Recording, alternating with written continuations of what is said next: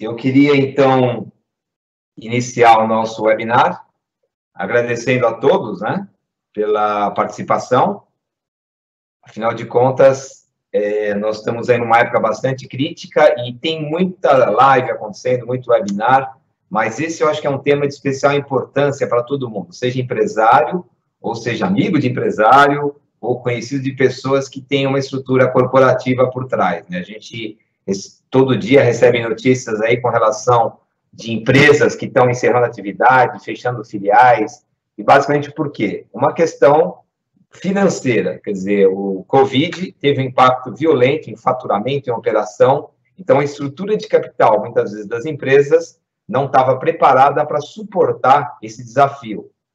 E isso aconteceu agora de maneira global, de maneira muito impactante, mas na prática não é uma novidade, ou seja, não é nada novo uma empresa ter que suportar eventos que afetem bastante a sua estrutura financeira, seja ela de capital de giro, de participação, enfim.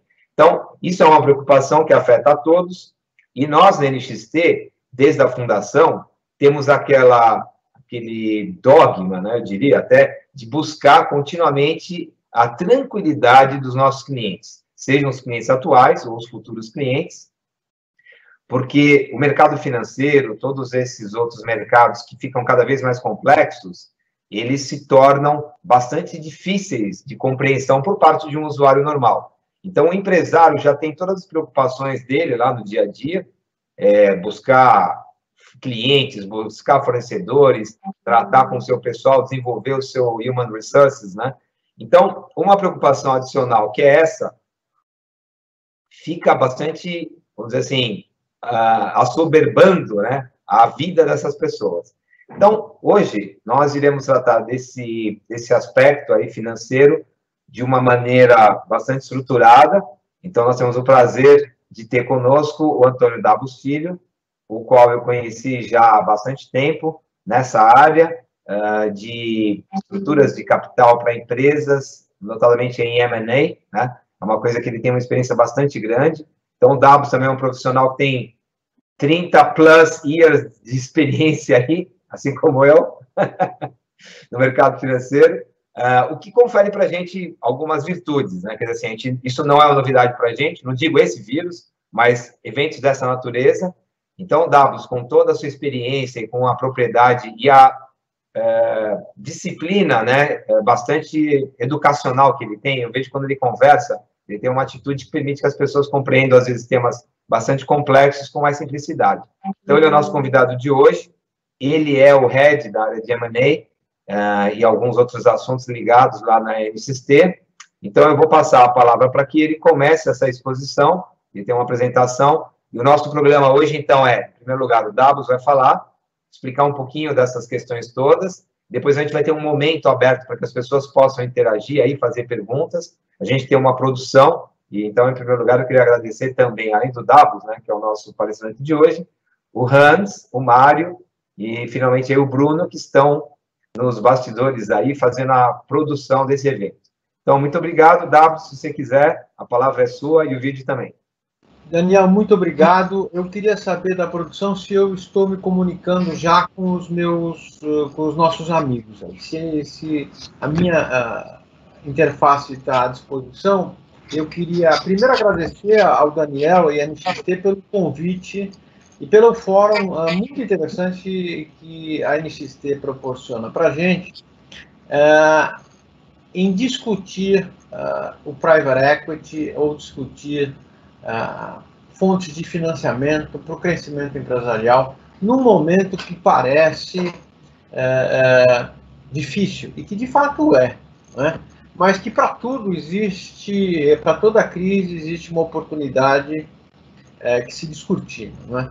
Então, primeiro, muito obrigado a todos. Segundo, eu vou pedir para o Daniel, na próxima vez que me apresentar, tirar o 30 e plus. Eu vou pôr 20 e plus. Sabe por quê? Porque quando começa com 30, já começa lá em cima. E 20 e plus me deixa um pouco mais jovem. Então, eu estou brincando, agradeço a gentileza da apresentação do Daniel e quero começar a conversar com vocês partilhando a minha tela, na qual eu preparei uma breve apresentação para guiar o nosso papo. Tá? na realidade, longe, isso é longe de mim ter alguma coisa engessada, né? Eu não gosto de falar de forma engessada, mas sim de proporcionar o alicerce para a discussão que logo virá. Mas aí, conversando com vocês, eu quero definir o que é Private Equity, né? Private Equity, na realidade, a tradução de private em inglês é privado, equity, tem uma série de definições e traduções, mas em tese, para o contexto da nossa discussão, é participação acionária, participação numa determinada empresa ou num determinado empreendimento, né? Então, objetivamente, o private equity é um investimento feito em empresas de capital fechado, né? Um investimento em participações privadas. Ou seja, a participação em empresas como as nossas, né? Como a minha, como a do Daniel, como a dos senhores empresários que estão presentes aqui. Ou aqueles gestores que eventualmente, ou funcionários que eventualmente trabalham numa empresa cujo capital não é aberto. Então, o private equity é o investimento em participações privadas, né? E eu queria começar o nosso papo, a discussão que gira em torno do private equity no contexto do coronavírus, do Covid e do pós-pandemia, falando um pouco sobre o ambiente no qual estamos inseridos e que se mostra para a gente. E aí eu escolhi esses gráficos para analisar o ambiente no qual nós nos encontramos, né? E vejam só, a taxa de juros do Banco Central Europeu vem decrescendo na última década. Se a gente pegar de 2000 para cá, 2010 para cá, perdão, existe uma clara tendência de baixa. A mesma coisa acontece no Banco Central Americano. O Banco Central Americano, de 2010 para cá, embora essa linha aqui basal aqui reflita a crise de 2008, não é? Ela continua ainda uma tendência de baixa. Esse aqui é o nosso velho e glorioso Brasil, também uma taxa, uma tendência de queda muito significativa, não é? Nós estamos hoje na baixa histórica da taxa de juros do Brasil, ainda acima da americana, que é um dos investidores mais tradicionais de private equity do mundo, né? Canadá também é um investidor muito tradicional, cujas taxas de juros básicas do país estão em 0,25, os Estados Unidos 0,25, a Europa como um todo em zero, né? A Grã-Bretanha, que também é um grande investidor tradicional em private equity, está remunerando os recursos líquidos a 0,1% ao ano, né? A China começando a se mostrar um pouco mais ativa também no mercado internacional de private equity, está com 3,85, que quer dizer o quê? No final das contas, um monte de gráfico bacana, quer dizer isso aqui, ó, que a fronteira eficiente de remuneração dos recursos líquidos, ou seja, uma carteira adequada, quando introduzida, quando a ela se introduz o private equity, muda de patamar, ela se desloca positivamente. Ou seja, para o mesmo nível de risco, eu vou ter um retorno melhor. O que quer dizer isso? Que quanto mais desce a taxa de juros, quanto mais cai a taxa de juros, maior o foco dos grandes investidores em oportunidades de empresas como as nossas. Empresas que têm potencial de crescimento, empresas que ainda não têm capital aberto e que estão num ambiente interessante. Então, veja só, o ambiente para a gente, o contexto do ambiente de negócios é muito legal, muito positivo. Esse porque a gente se encontra a despeito de tudo que se diga em relação ao Covid. E eu vou depois abordar o porquê que eu acho que é a despeito disso, né? Muito bem. Mas aí, para que serve o private equity? Então, vamos aos básicos do assunto. Primeiro, alocar eficientemente o capital, ou seja, como nós vimos ali, uma uma curva melhor, uma fronteira mais eficiente, mais rentável, ao mesmo nível de risco, se mostra quando a gente coloca o private equity, e não é chute, isso é pesquisa, private equity numa carteira de participações em capital. E se essa carteira tiver também recursos líquidos, gestão de recursos, essa fronteira também se desloca positivamente. Outro aspecto extremamente importante é que o private equity alavanca o crescimento da empresa. Ou seja, eu quando tenho recursos líquidos dentro da companhia, e mais do que isso, que nós vamos também abordar isso um pouquinho mais para frente, o crescimento da empresa se dá de forma mais acentuada, mais dinâmica e mais sólida, não é?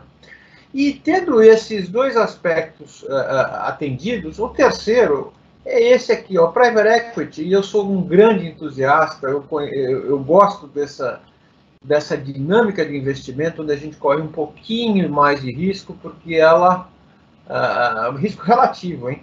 Porque ela concorre com sobremaneira para o crescimento econômico, ou seja, um país que tem uma indústria de private equity forte é um país pujante economicamente. E vamos olhar os Estados Unidos, um dos berços do private equity moderno, Inglaterra, Canadá, e todos esses são extremamente pujantes enquanto economia. A economia, o capital, o mercado de capitais é maior que o mercado financeiro, o que eu acho, ou pelo menos ele tem peso relativo muito importante, o que eu acho fundamental. E o private equity é parte integrante dessa pujança, não é?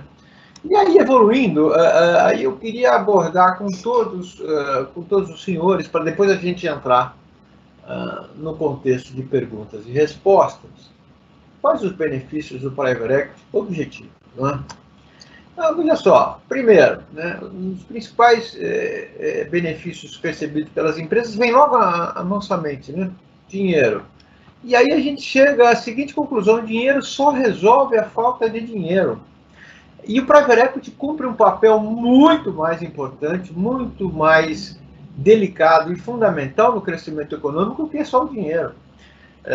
O que na realidade o private equity aporta, e aí é uma pesquisa feita pelo Rui Kameyama em 1998, eu não esqueço, a primeira vez que eu li isso foi em 98, e todas as empresas investidas, e isso continua sendo verdade, elas percebem como maior benefício a partir do momento que recebem este sócio, e não recebem um aporte, mas o sócio, né, são esses aspectos, ou seja, a assessoria financeira, especialmente quando a empresa tem um porte pequeno e médio, é fundamental para que ela tenha uma estrutura de capital adequada, para que ela acesse novos mercados, para que ela tenha o seu risco de mercado, o risco percebido pelo mercado menor. Só essa alteração da perspectiva da estrutura de capital e da mudança de percepção de risco aumenta o valor relativo da empresa em relação aos seus pares, né? O planejamento estratégico, ele cláusula sine qua non, ele é obrigatório quando você tem um sócio como private equity, coisas que muitas vezes a gente não faz, né? Quando somos nós os donos do destino, sozinhos do destino da empresa, né? Isso é um benefício fundamental, né? Para onde estamos indo e a que ritmo é muito importante a gente saber. Não adianta só puxar a carroça, né? Outro aspecto, ou empurrar o piano. Outro aspecto extremamente interessante é que isso nos cria um desafio, um sounding board, cria críticas e críticas construtivas às novas ideias. Será que essa ideia que eu tenho é positiva? Em sendo positiva, será que ela me leva onde eu preciso chegar? Lido eu bem com críticas? Lida a empresa bem com críticas ao processo de planejamento? O que eu posso fazer para que isso melhore na minha empresa? Ou seja, os desafios ao status da empresa, ou seja, ela deixa de ser uma empresa de um só dono, de um grupo de donos, para ter um grupo de sócios, ou um sócio extremamente demandante do ponto de vista de qualificação de toda a minha gestão, né? Isso é muito importante. E um dos aportes também muito bem-vindos para as empresas são os contatos e as informações de mercado, porque geralmente os fundos de private equity, eles são geridos por uma miríade de pessoas, um número de pessoas muito eclético, que vem desde jovens com muita disposição, amparados por executivos sêniores, que trazem muita bagagem, muita experiência e trazem informações de mercado extremamente relevantes, né? E por aí vai. Quer dizer, os benefícios são de tal ordem que eles eventualmente suplantam ou dão o ambiente necessário para que o investimento financeiro frutifique, né? Que é muito importante. Senão, bastava ganhar na loto que todos viraríamos um Bill Gates, talvez, não é? Mas não é bem assim. Eu acho que a gente tem que entender que o private equity aporta muito para as empresas, especialmente a capacidade de gestão. E aí, avançando nessa linha, bom, aí temos uma matriz de geração de valor que eu vou... era um slide que mostra a escala de valores conforme aqueles parâmetros são aportados na empresa. Mas o mais importante vem a seguir agora. Como isso se dá na prática, meus amigos? O que acontece quando um private equity entra numa empresa, né? E aí eu gosto muito de tratar o assunto a partir dessa abordagem, que parece uma abordagem gráfica, mas é um pouco mais do que isso. Quando a gente olha para os drivers de valor de uma empresa, a gente pode enumerar vários.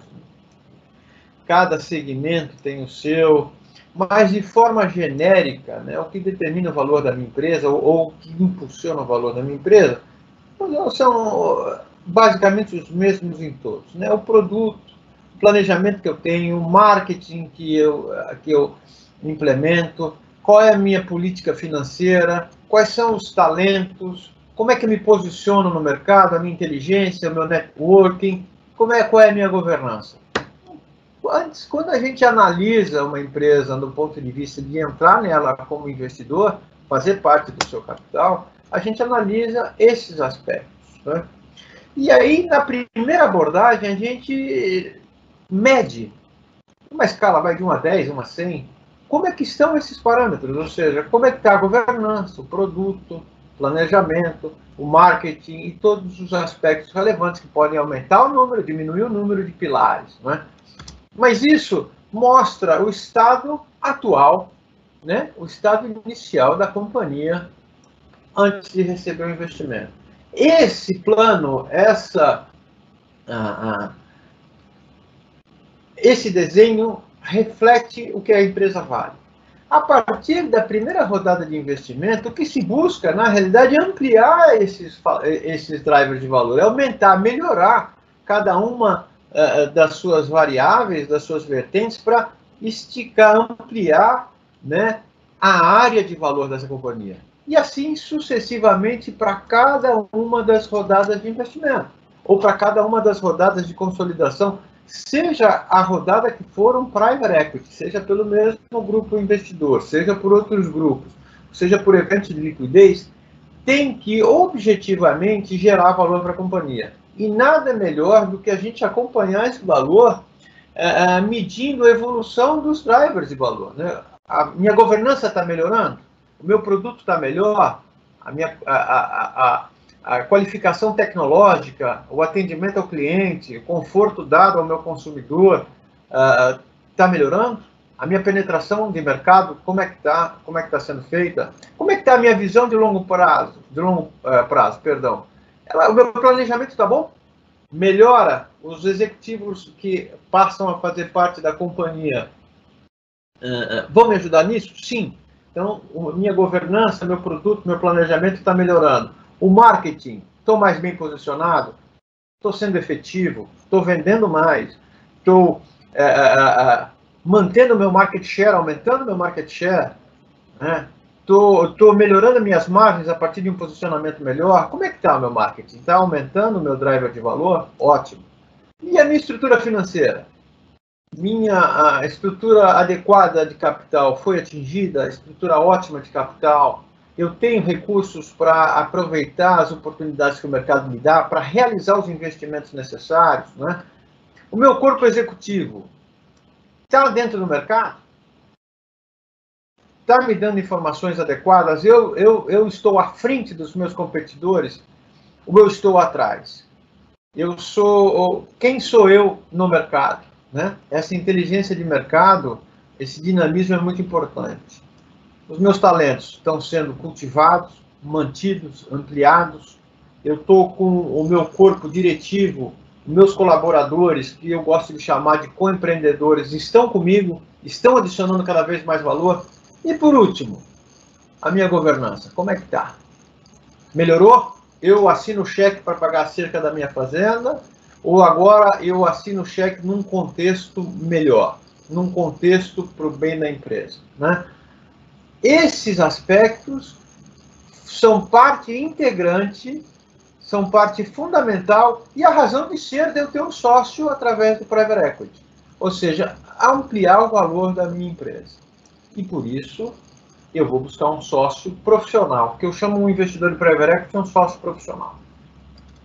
Então, eu gostaria de avançar a discussão nesses termos, ou seja, o valor é criado a partir da entrada de um sócio que traz, além de recursos, todo o conhecimento necessário para, junto comigo, aumentar o valor da minha companhia. Tá, bacana, Davos, muito legal, mas e na prática, como é que isso se dá? Bom, então vamos pegar os estágios da indústria de Private Equity como um todo e como que isso acontece. Então, Private Equity, como o nome diz, investimento em capital privado, em participações privadas, ela tem uma gama enorme, né, de estágios. E, eventualmente, começa com esse estágio aqui, o Seed Capital, que é o primeiro capital para a empresa. Ela cresce um pouquinho, e pode ser o mesmo sócio, essa participação societária do cara que entrou, da empresa que entrou como Seed Capital, pode vender a sua participação para um Venture Capitalist, quer dizer, para um cara que vai agora fazer um long run com vocês, vai correr um certo risco, e crescendo um pouquinho mais a empresa, ela vai para um estágio de Private Equity propriamente dito, que é aquele central da figura do investimento da companhia, que ela já correu parte dos seus riscos e os superou, e agora ela precisa de um sprint, precisa tanto de capital quanto de capacitação. O Private Equity tradicional acontece, e assim vai indo. O mezanino é quando ela já cumpriu essas etapas, ela está buscando capital para ir para o mercado público, ou seja, encerrando o ciclo do Private Equity. O PIPE, na realidade, é Private Investment in Public Equity, ou seja, é quando você tem uma companhia de capital aberto, e é uma discussão mais sofisticada, uma companhia de capital aberto que, por um grupo privado de investidores, isso já aconteceu, a compra, essa participação, reestrutura a empresa e volta ao mercado novamente. Não é? Nós vamos ter um caso muito famoso que depois eu vou abordar quando a gente estiver para entrar na nossa discussão em termos de bate-papo. Tá? Mas hoje nós vamos concentrar, o Brasil está aqui ainda, o Brasil está entre Seed Capital e mezanino, né? E especialmente aqui, ó, ou seja, os estágios nos quais nós vamos nos concentrar, e a maioria das empresas brasileiras de pequeno e médio porte estão recebendo ou buscando capital entre Seed e Private. Ainda as de mezanino ainda são poucas em relação ao universo como um todo, né? Vamos nos concentrar, nosso foco daqui para frente nesse estágio do Private Equity, né? E quais são os benefícios? Tá bom, Dado, legal, mas quais são os benefícios? Bom, eu vou ter, enquanto empresário, maior capacidade competitiva, ou seja, eu vou ter mais musculatura, eu vou estar mais preparado, eu vou estar na linha de largada muito mais bem posicionado na competição pela minha fatia de mercado, pelo meu market share, né? É mais ou menos como se você tivesse numa travessia, você tem que estar preparado com fôlego, musculatura, muito bem aprumado para isso, né? Eu vou ter uma estratégia de longo prazo contemplada, o que a gente muitas vezes não tem por ser, a gente com isso intuitivo, né? Então, essa estratégia de longo prazo é porque meu sócio que entra quer sair lá na frente, seja vendendo a minha participação para um terceiro, seja revendendo essa participação para mim, ou seja, colocando essa participação no mercado público, fazendo a porta de saída para eles. E, obviamente, eu vou ter a capacidade de crescimento alavancada, vou ter um crescimento alavancado. E com recursos eu posso crescer tanto organicamente por investimento na minha estrutura interna, como por aquisição, né? Complementação de portfólio, compra de concorrentes, consolidação de mercado, melhora do meu footprint. Então, os benefícios são claros do private equity do ponto de vista interno da companhia. E aí, avançando um pouquinho mais, quais são os tipos de investimento, né? E aí vocês me digam, levantem a mão, a produção me dá um toque, fala alguma coisa, se eu estou indo muito depressa, se estou passando algum ponto que seria importante a gente abordar. Mas quais são os principais investimentos? Vou começar de baixo para cima, tá? Os principais investimentos são, geralmente eles são de controle, né? Então eles vão ficar entre controle e parcial, mas é difícil você ter uma participação menor do que 30%, né? Ou muito maior do que 50%. Então, nós vamos ficar entre 30% e 60%, é o tamanho da participação que o investidor de private equity vai entrar na sua companhia. E isso, obviamente, respeitando a necessidade de caixa que você tem. E, geralmente, essas aquisições se dão por cash-in, né? Ou seja, eu vou aportar recursos na companhia para que esses recursos se valorizem. Não são muitas as companhias, mas é das empresas que comportam hoje um cash out.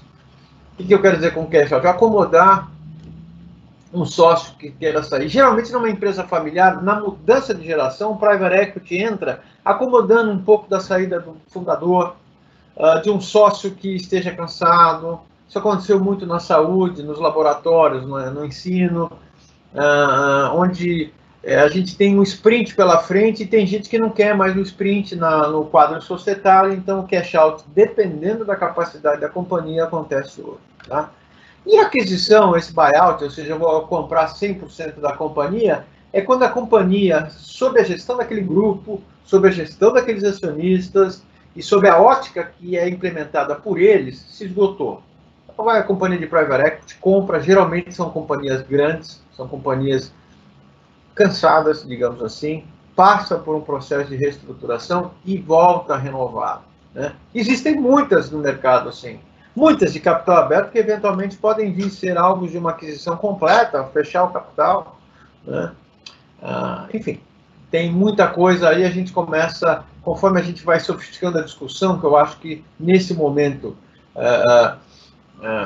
não é produtivo para a gente vai derivando numa série de possibilidades, quais são os tipos de investimento e de transação que o private equity proporciona para a gente, né? E aí, por fim, tá bom, Davos, bacana, mas quem investe nisso, né? E aí, meus amigos, eu tenho certeza que todos nós, como empresários, né, passamos por um desses grupos aí. Ó. O primeiro grupo são os investidores individuais. Meus amigos, ó, quem é empresário teve o family, o friend ou o fool como investidor. Family, friends and fools é um termo para dizer aquele cara que entra no começo da nossa atividade. Pode ser minha mulher, meu pai, minha mãe, meu amigo, meu primo, aquele que eu vou bater na porta. Eu quero começar essa atividade. São os investidores anjos, né? São os mentores e são os profissionais. Todos nós tivemos, eventualmente, tá? E eles se aglutinam, meus amigos, em torno de grupos e associações que podem ser informais. Eu, por exemplo, faço parte de uma que está na Integra, tem muita gente antiga de mercado que eventualmente pode colaborar com isso. O Daniel também, provavelmente, eu acho que ele participa de um outro grupo informal, né? Bom, aí depois tem os investidores corporativos, né? E no meio da pandemia o negócio acontece, eu vou dizer por quê. São empresas que criam divisões para investir em empresas complementares aos seus serviços, né? E que melhoram a eficiência da sua operação. A Embraer teve, aos cuidados, há muitos anos atrás, logo depois que foi privatizada, a Embraer teve o Peter Quadros Seifert. O Peter foi responsável por criar uma unidade dentro da Embraer que investia em empresas que prestavam serviço de aviônicos, que melhorariam a integração de produtos e traria uma produção para o mercado local. Importantíssima a atuação do Peter. A CIT é uma grande empresa nacional de software. E eles pegavam células de colaboradores, eles identificavam ali colaboradores que tinham potencial empreendedor e criavam essa célula como uma empresa que prestava serviço para a própria CIT. E hoje, agora, junho, meio da pandemia, a CSN anunciou 30 milhões, um fundo de 30 milhões para investir em empresas complementares à sua atividade. Então, extremamente interessante, e quando a gente menos imagina que o negócio vai acontecer, tem gente criando oportunidade, porque só se cresce com investimento de risco, vamos chamar assim, ou de venture capital, de vamos juntos. E os institucionais, claro, os tradicionais, os big players, são os fundos de pensão que têm que, lá com aquela primeira abordagem que eu fiz sobre a curva eficiente de remuneração dos seus recursos, tem que inserir capital de risco private equity, senão a sua rentabilidade para o seu pensionista fica aquém do mercado. Ele precisa melhorar a sua performance, e ele vai olhar para a private equity. Indiretamente, melhor dizendo, nesse caso, porque ele vai contratar um gestor especializado, que vai congregar esses recursos através de um FIP, como o mercado hoje tem feito. E participam também, por exemplo, os organismos de fomento, o BNDES participa de alguns fundos. Uma época eu mostrei um fundo para o BNDES que, eventualmente, ele viria, num dia, a contemplar como possibilidade de investimento. Outros fundos, isso hoje em dia eu não vejo como viável, não levaria isso em consideração. Os family offices também, tem family offices que, além de terem os recursos, tem um empreendedor que tem muito a aportar na empresa como um mentor, como daquelas características positivas. Então, esses são os principais grupos investidores e que estão à nossa disposição. E aí, a pergunta que eventualmente não quer calar, tá bom, mas e agora? Bacana, teu discurso, Davos, é extremamente interessante, mas os desafios que se apresentam para nós são poucos, mas são fundamentais. E isso passa muito enquanto empreendedores, empresários, pelo nosso percepção, pelo nosso comportamento, pela nossa visão de mercado. Então, vejam só. Primeiro desafio, nós temos que manter o foco e ter determinação. E num ambiente como o brasileiro, você ter foco e determinação é um negócio difícil. Você não pode se deixar levar por políticas erradas de governo, por distrações de organismos de regulação que podem colaborar ou não com você, ou seja, temos foco e determinação para chegar lá. Temos que ter uma sólida tese de investimento. E o brasileiro é muito, desculpe, mas o empreendedor brasileiro, por ser um cara extremamente raçudo, ele deixa essa tese de investimento no subconsciente. Ele deixa essa tese de investimento no eu sei que eu estou fazendo. E para o investidor que vai ser seu sócio, uma sólida tese de investimento. Por que, fulano? Por que, Davos, devo eu investir na tua empresa e não na empresa do seu vizinho? É fundamental. Então, vamos construir teses de investimento sólidas, muito bem embasadas. E aí, só essa tese de investimento fica ainda no grau da academia. Eu faço uma tese de investimento, digito lá, mas como que eu vou implementar? Também o brasileiro, muitas vezes, o empresário brasileiro se furta, especialmente no pequeno e médio empresário, se furta, e esses são os desafios que eu proponho, se furta a fazer um plano de investimento consistente. Não precisa ser alto, não precisa ser uma lista telefônica, não. É dizer como que eu vou fazer. Qual é o pipeline que se apresenta para mim, em termos de execução da minha ideia, e quais são os recursos necessários para eu fazê-lo. A minha tese é ótima, como que eu vou fazer? Olha, um bolo de casamento é lindo, são 2 andares com noiva e menina em cima, fica lindo, maravilhoso. Mas como é que eu vou fazer? Preciso de tantos ovos, isso é exatamente isso que muitas vezes não se faz de forma consistente. Não precisa ser grande, precisa ser consistente o business plan. Outro desafio é construir, manter e lapidar as lideranças e a nossa capacidade de realização. E as lideranças não sou só eu como empresário, como CEO da companhia, não. Eu tenho lideranças até no terceirizado, até a liderança acontece até naquele que toma conta da gestão dos meus pátios, dos meus toaletes. Eu tenho que ter líderes na companhia e capacidade de realização em torno do bem comum da empresa, né? E isso é construído a partir de mim, que vou fazer a liderança pelo exemplo, e vou contaminar todos os meus colaboradores, né? Liderança sem ser pelo exemplo não é liderança, é chefia, e chefia não adiciona valor em lugar nenhum, né? E trazer, além de tudo, a minha capacidade de realização cada vez mais apurada, cada vez mais objetiva, voltando ao meu foco e a minha determinação. Então, liderança, foco, determinação gera a minha capacidade de realização. Para que isso tudo aconteça, eu tenho um bom sócio, eu tenho que ter a governança. E a governança, ela se aplica no conceito mais íntimo do nosso ser e que se transmite para a gestão.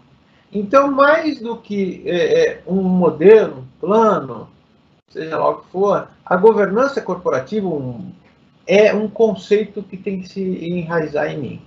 Esse conceito, o que é? Agora eu tenho sócios, eu tenho que ter a minha capacidade de perceber opiniões contrárias, eu tenho a minha capacidade de fazer a gestão dos recursos de forma transparente, de forma objetiva e de forma equânime, com todos os stakeholders muito bem definidos.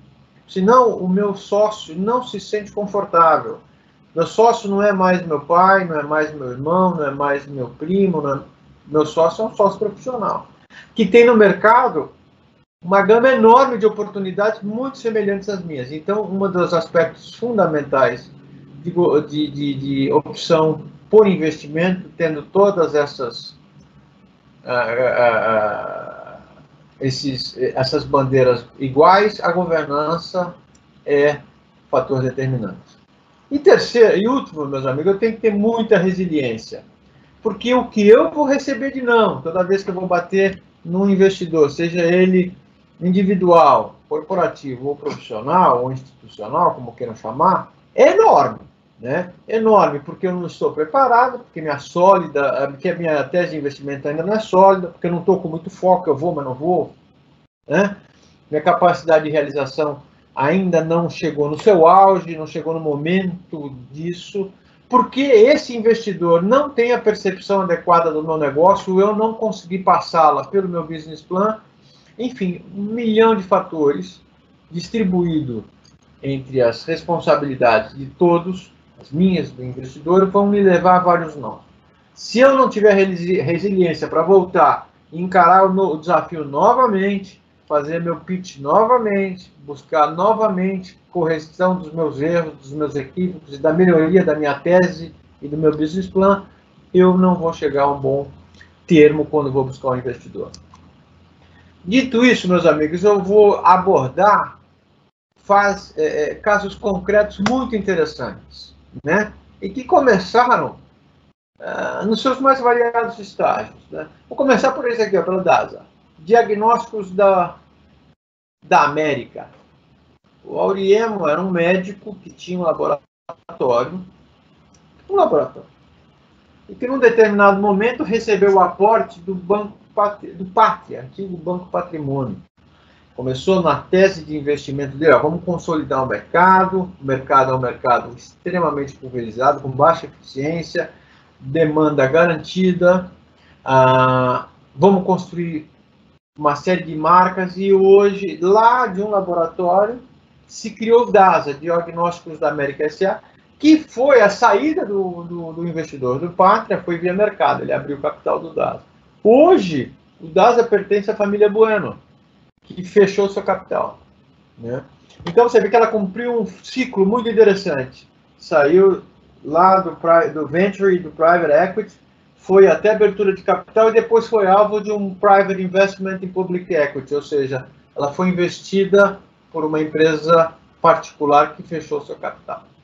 Outro é Croton. Croton é a Anhanguera e todas as suas marcas adjacentes, um monte de marcas adjacentes, que tem a mesma dinâmica do DASA, ou seja, consolidar várias escolas, universidades, num momento de ruptura do modelo que aconteceu em 2004, 2005, quando o MEC resolveu desregulamentar um pouquinho, especialmente as universidades. Uma tese muito interessante se mostrou viável aí, que tinha o mesmo modelo do Croton, do DASA, né? Este aqui, tendo sido feito pelo Patria, esse aqui foi pela Advent International, pela Advent, que é um grande investidor, muito competente. O Patrício é o líder ainda, eu acho que é ele, e é um investidor de primeira grandeza, exigente, mas de primeira grandeza, que também investiu aqui, ó, no CETIP, né?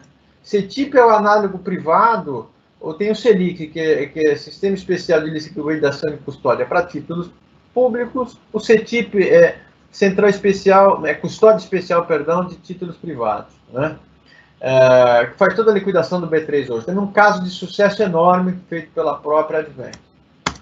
Tem a JR Nabisco, cara, e a Ambev, meus amigos, são gigantes. A JR Nabisco é a junção da JR Reynolds, que era um fabricante de cigarro, que começou em 1886, se não me engano, com uma parelha de 6 cavalos e 3 fazendas pelo Reynolds, que se fundiu com a Nabisco, e foi a operação que foi inaugurada pela KKR, que ainda está aí, né?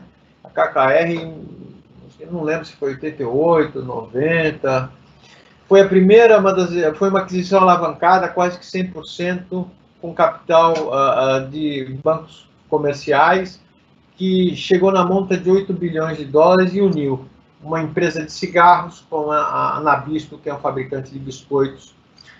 Foi um caso fenomenal. KKR significa Kohlberg, Kravis e Robertson. Os dois Kohlberg e Kravitz ainda estão aí. Ambev, nosso amigo Lehman, né? O GP, General Partners, que é o Garantia, não preciso nem contar a história, 90% das pessoas sabem. E temos aqui, concluindo o assunto, o Álvaro Gonçalves, que é da Stratos, um cara das antigas no mercado de private equity no Brasil. Ele foi um dos primeiros, um dos precursores do private equity no Brasil. Ele liderou a Pulpa Pharma. E a Pulpa Pharma tem aqui dentro um cidadão que é o Walter Geraigiri, que era o dono da farmácia Iporanga, que domingo sim, domingo não, eu encontro com ele na missa, e ele foi alvo de um investimento quando da transformação do Grupo Iporanga há uns 15 anos, mais ou menos. O Odontoprev, não preciso nem dizer, a Odontoprev era uma clínica dentária, né? Que começou a vender seus planos de forma informal, de forma formal, houve uma pequena regulamentação. A TMG assumiu o papel de venture capitalist, ou seja, aportou recursos e transformou no sucesso que ela é hoje. Tanto é que a Odontoprev hoje faz parte, se eu não estou enganado, ainda faz parte do Bradesco, né? Então, vocês vejam que tem desde gigantes até pequenas empresas que se transformaram, através do private equity, em novas fontes e nova geração de valor para toda a sociedade, né? Não é inegável que esse processo gera valor para todos, né? Para o acionista, para o investidor e para a nação como um todo, né? E aí, na economia moderna, a gente tem... Será que uma das nossos... quem está nos assistindo agora vai ser o próximo unicórnio, né? Empresas que valem mais de $1 bilhão. Quem recebeu? Private Equity, Uber recebeu, iFood recebeu, brasileira, Stone brasileira recebeu, Airbnb recebeu recursos de Private Equity nos seus estágios iniciais, Nubank também, a Movile, todas elas receberam e são empresas que faturam mais de $1 bilhão. Então, meus amigos, só falta agora a gente saber como, né? E aí a gente tem alguns fóruns extremamente interessantes, né? A ABVCap, que é a Associação Brasileira de Venture Capital, na realidade começou, e eu fui sócio lá atrás da BCR, que era a Associação Brasileira de Capital de Risco. Naquela época houve até a alteração da mudança do nome da ABVK, de ABCR para ABVCap, porque a ABCR era a Associação Brasileira de Capital de Risco e a Associação Brasileira de Concessionárias de Rodovias, né?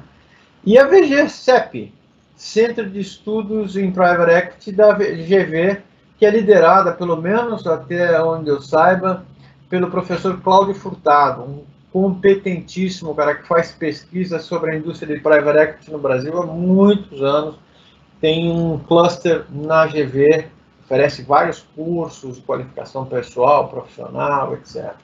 E até vale um pouco, aí resgatando o que eu falei lá atrás, vale um pouco a leitura de duas, da carta do presidente, que é o Piero Minardi, que foi ex-Gávea, né? Hoje está num private equity chinês, que eu não consegui lembrar o nome, mas ele diz que nada como um private equity para ajudar a gente a navegar, na carta que está lá nesse mês, na carta de, eu acho que julho, ou junho, não sei, a carta da presidência, que diz que nada como um private equity para ajudar a gente a navegar nessas áreas turbulentas, né?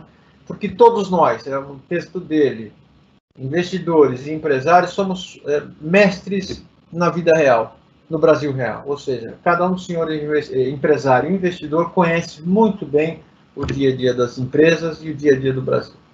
E outro, o Álvaro Gonçalves, esse que eu falei da Stratos, ele coloca numa entrevista que deu, dizendo que se engana quem não se mexer agora, porque a retomada vai ser mais surpreendente do que a gente imagina, né?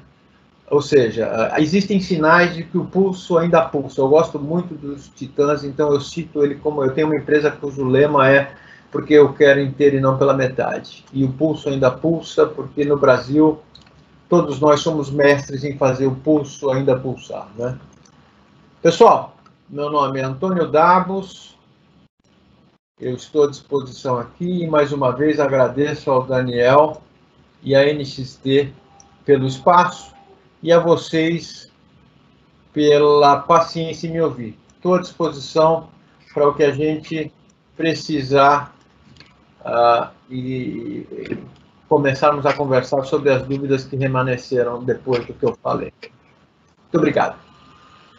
Legal, muito bem. Bom, obrigado, Dabos. Eu queria, antes da gente abrir aí para perguntas eventuais, né, colocar uma perspectiva, porque eu até estava aí tocando algumas informações com algumas pessoas, e a gente ouviu aqui grandes nomes, né? A gente muitas vezes fica pensando, puxa vida, mas será que a minha empresa, que hoje em dia está numa situação crítica, não me vejo como, por exemplo, um DASA, ou não me vejo como um Odontoprev.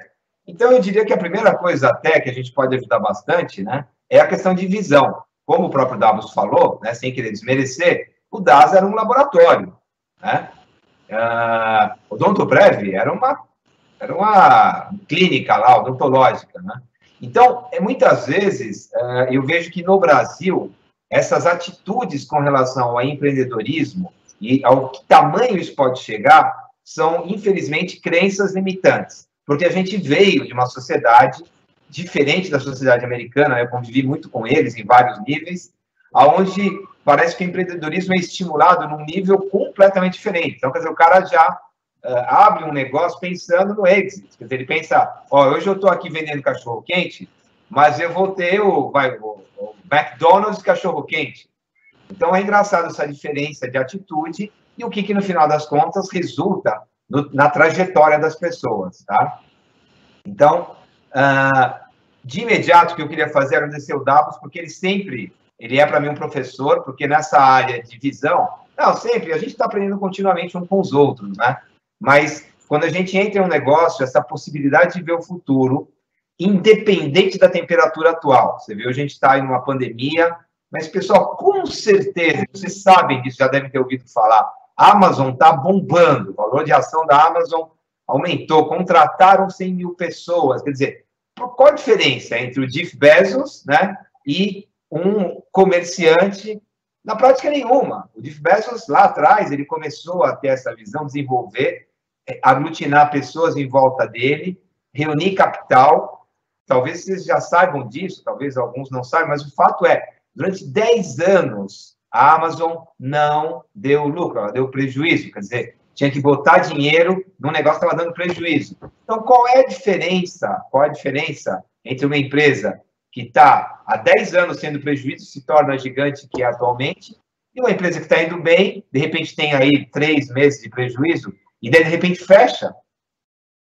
Pessoal, não é a empresa em si, é a visão do empreendedor, essa capacidade de liderança, de resiliência. A gente ouve muito essas palavras, mas para ter tudo isso, pode ser natural, evidentemente, e pode ser uma coisa conquistada com outras pessoas, tá? Eu ouvi hoje de manhã, eu acordo muito cedo, participo de alguns grupos aí, então às 4h59 da manhã estava dizendo o seguinte: crise é coletiva, tá? E a oportunidade é individual. Olha que legal. Quando você sai do seu mindset, da sua perspectiva, quando você é individual, começa a se contaminar. Esse cara que estava fazendo essa palestra hoje de manhã falou uma coisa que até surpreendeu. Faz muito tempo que eu não ligo televisão e não ouço notícias. Eu me descontamino desse contágio altamente negativo, né, que é ficar ouvindo. E é incrível, é sempre a mesma coisa, né? Só notícias desgraçadas. Acho que eu falei para alguns de vocês, mas lá atrás, quando eu tinha empresa, eu chegava muito cedo para evitar o trânsito. Então, eu ficava das 7 às 8 lendo Diário do Comércio e Indústria, Estado de São Paulo, Folha de São Paulo, Gazeta Mercantil, Business Week, Newsweek. Eu começava o dia deprimido, né? Então, espontaneamente, eu rasguei tudo isso, cancelei todas as assinaturas de tudo e falei, eu vou começar a ir atrás das minhas informações, mas eu quero conectar com essa mensagem aqui do Dados no seguinte sentido: se nós tivermos ajuda, quer dizer, essa colaboração que é possível ter, para manter esse espírito fortalecido, essa visão de longo prazo extremamente positiva, e aí, finalmente, sobrevivermos, né, esse momento aí de downturn, eu acho que isso é, para o Brasil, fantástico. Eu acredito muito nisso. Eu e o Dalpos conversamos bastante sobre as oportunidades que estão se abrindo, e às vezes falta muito pouco para você orquestrar, né, essa perfeita sintonia entre todos os agentes, para que, então, desse momento negativo, a gente saia com uma velocidade muito acelerada, muito boa, velocidade boa, né, com uma aceleração para crescimento e tudo mais, tá? Então, Davos, mais uma vez, obrigado, é um prazer te ouvir, realmente, é inspirador, um cara que ele falou aí algumas coisas, mas ele tem várias histórias de sucesso, histórias de fracasso também, quem não tem, né? Quem não tem fracasso, só não erra quem não faz. Só não então, não tem fracasso quem nunca atingiu sucesso. Não adianta. O sucesso é construído em cima de pequenos fracassos, né? Então, eu queria convidar todos aqui, né, que eventualmente tenham algum comentário, alguma pergunta a fazer, né, porque daí isso enriquece bastante. A gente estava esperando realmente ter alguns agradecimentos aqui, mas na prática, eu queria então fazer com que nesse fórum aqui a gente levantasse alguma questão mais específica para ser tratada nesse fórum, ou depois, evidentemente, a gente vai ter contato com vocês. Então, o pessoal que está aí gerenciando as perguntas e respostas, tem alguma coisa que vocês consideram relevante? Davos, eu tenho uma pergunta para você. Né? Não. O empresariado no Brasil, né, com as nossas legislações e com todas as nossas questões estruturais e tudo mais, muitas empresas de médio porte não estão 100% organizadas, não estão, de repente, com todos os impostos em dia e tudo mais. Isso é um impedimento para o private equity? Olha, perdão, na realidade não é que seja um impedimento para o private equity. Nossa. Eu acho que a minha percepção de Brasil mudou um pouco nas últimas décadas. Né? Primeiro, está muito difícil de você sonegar no Brasil. Segundo, você destrói valor para sua companhia no processo de avaliação quando você não põe tudo por dentro. Vamos imaginar que um múltiplo de faturamento da minha companhia seja o meu indexador de avaliação. Se eu não faturo, mesmo que seja legalmente, eu não consigo comprovar e não consigo gerar o valor para eventualmente fazer a transação ocorrer. Então, eu acho que é um impedimento independente do private equity. É um impedimento do crescimento empresarial a gente ser informal. Isso é ainda um resquício, um rabo, um remanescente, um apêndice do passado, né? Um cóccix do passado, vamos chamar assim, que hoje perde um pouco a função e, pior, nos atrapalha. Então, eu acho que é um impedimento significativo, não para o presente, mas para o futuro. Deixa eu colocar só uma questão que, vamos dizer assim, é importante também, porque, como o Hans falou, claro que é um movimento, né? A gente já passou por várias situações no Brasil, onde as coisas eram muito mais fáceis de resolver, mas uma das coisas também que a gente tem que ter em mente é o seguinte: nenhuma empresa está totalmente pronta para nenhum movimento, seja de fusão, aquisição, investimento em private equity. Então, sempre vai haver uma preparação para isso. Por exemplo, para vender empresa, sua empresa pode estar maravilhosamente... Opa, deixa eu só botar a câmera aqui, porque eu fui avisado que eu estou sem a câmera. Obrigado. Ainda bem que temos produção, né? Para isso que eles estão aí. Então, no Brasil ou em qualquer lugar do mundo, nenhuma empresa está totalmente pronta para aquele ponto ótimo, né, de saída. Ou seja, o cara está lá há 30 anos com a empresa, ele tem a empresa nas mãos, ele sabe, conhece todo mundo, enfim. Provavelmente esse não é o ponto ótimo de saída. Algumas coisas vão ter que acontecer para que o ponto de saída parcial total dele aconteça. E até na questão do private equity, né, para que investimentos sejam feitos. Então, em que pese, é claro, todo mundo deveria andar com a empresa o mais redondinha possível, a gente sabe que isso não é uma realidade. Então, isso não impede, pelo contrário, acho que ela estimula a conversa com profissionais, tá? Porque, recentemente, né, você se lembra, a gente estava conversando com um grupo familiar, então, bacana, as pessoas estão lá preparando e tal, mas, por exemplo, uma das pessoas da família até foi ser aluna nossa lá na Fundação Getúlio Vargas, porque esse tipo de preparação, no caso deles, era importante. O cara é um super especialista, tem um conhecimento de mercado, técnico, financeiro, de administração, enfim, aquela família toca o negócio muito bem, mas a saída não é assim, né? Então, por exemplo, uma das preparações que está acontecendo é uma das pessoas da família, ela fez um curso de pós-graduação, né, na Fundação Getúlio Vargas. Eu não estou dizendo que isso é uma receita geral, mas eu estou só exemplificando como é que, apesar de grande parte das empresas não estarem totalmente preparadas, talvez essa conversa com profissionais possa até apontar esse caminho.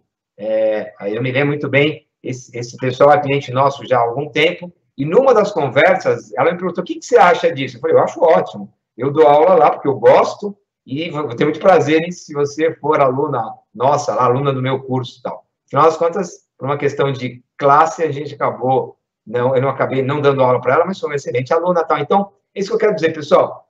Estamos num momento de reflexão. Então, essas dúvidas que pairavam tornaram-se maiores. Tem soluções muito, vamos dizer assim, tranquilas do ponto de vista de um profissional ajudando vocês a fazer essas reflexões, transições, tá? Então, é aqui que a gente oferece expertise, né? Acho que vocês perceberam, Dá realmente uma pessoa que me impressiona sempre, pela expertise e tranquilidade, porque se você vai falar com um banker lá, minha filha é banker do Bank of America, né? Então, você vai, 90% das palavras, você vai ter que ter um Google Translator lá. Aqui no W tem palavras que dá difícil até de não traduzir, assim, não tem um substituto em português, mas se você faz uma reunião com um banker do Bank of America, seja para impressionar, ou seja porque realmente o jargão deles é esse, você vai flutuar, vai boiar metade da conversa, tá? Então, é esse o convite, para a gente refletir. Obrigado de novo, Davos, obrigado pela pergunta, né? E se não tiver mais, não tivermos mais nenhuma questão, tem alguma coisa, pessoal de produção?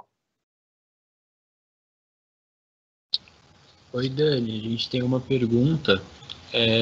Uma empresa de PE como a NXT, investiria num projeto de inovação, qual a participação máxima na formação do founding do projeto? Dá para repetir a pergunta? Claro, Davos, claro. Uma empresa de PE, como a NXT, investiria num projeto de inovação, qual a participação máxima na formação do founding do projeto? Tá. Primeiro, eu não sei se respondeu ou responde você, Daniel. O que você prefere? Bom, deixa eu dar um outline, tá? Só para... na verdade, avaliações de projetos, basicamente, né, são muito caso a caso, não tem uma regra geral. Algumas empresas de VC e Private Equity, elas têm regras gerais de setores que elas estão continuamente buscando oportunidades. Eu tenho vários amigos que estão em empresas onde tem um guideline bastante forte. No nosso caso, é um pouco diferente, né? Porque nós não somos exclusivamente uma empresa de Private Equity, nem VC. Eu tenho ligações também com o setor até de startups. Por exemplo, a Poly Angels, que é uma associação bastante interessante, né? São 70% hoje em dia de engenheiros lá, oriundos da Poly, buscando alternativas, investindo, fazendo a gestão, fazendo uma mentoria, né, para essas empresas. Então, na prática, o que eu diria é que sempre vale a pena a gente conversar, né, Davos? Até porque muitas vezes são investidores externos. Hoje, uma coisa engraçada, eu recebi uma ligação de uma pessoa que eu jogo squash, de um grupo aí de squash, né? O cara falou, olha, eu não vou poder, estou indo viajar, inclusive, não sei o quê, blá, blá, blá, mas me interessa falar sobre um certo assunto aí. E aí, isso particularmente me interessou, e depois, é claro, eu vou colocar isso para o board, para o Davos, para a gente discutir, tá? Então, pessoal, a resposta a priori é sim, vamos olhar. Vamos. Isso que eu queria dizer, Davos. Exatamente, eu acho que o que o Daniel falou é que não existe fórmula pronta, existe conceito geral, né? E tirando todo o fetichismo que o Daniel falou, das palavras bonitas, o investimento começa com o primeiro passo. Dê o primeiro passo, dá uma ligadinha para o Daniel que a gente, eventualmente, conduz o negócio. Meus amigos, muito obrigado. Agradeço a todos, ao Daniel específico, à produção, ao Hans, ao Mário, ao Bruno, que soube hoje que está vivo, porque fazia tempo que eu não falava com ele, brincando no começo da nossa conversa. Agradeço a todos, com muito prazer estar aqui e obrigado, gente. Até logo.